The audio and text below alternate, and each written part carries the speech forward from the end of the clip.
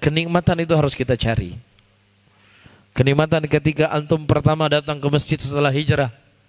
Kenikmatan ketika antum hadir pertama di majelis kajian. Hadir di majelis ilmu, seakan-akan lezat sekali.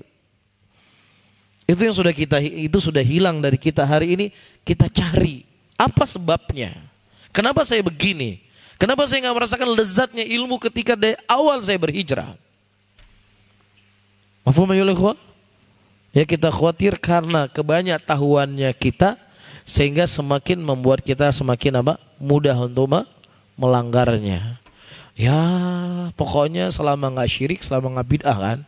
Dulu saya nggak tahu sebelum saya kajian, ya kalau orang yang berbuat dosa dan maksiat itu diampuni dosanya oleh Allah.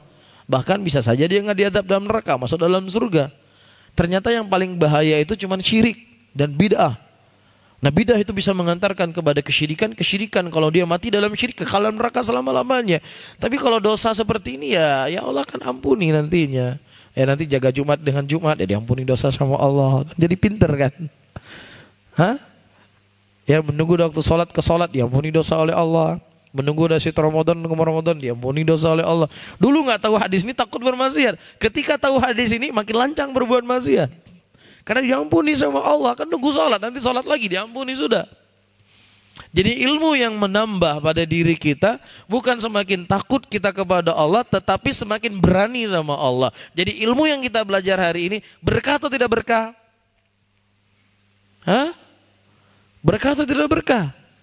Ilmunya jadi nggak berberkah, ilmunya menjadi tameng untuk kita berbuat dosa dan buat maksiat.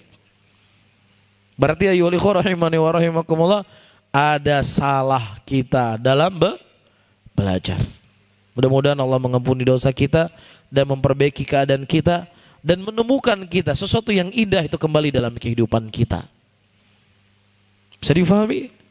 Ya, jadi antum ciptakan kolbu antum, ciptakan hati antum, seakan-akan kajian yang antum hadir hari ini adalah kajian yang pertama kali ketika saya dulu ikut kajian.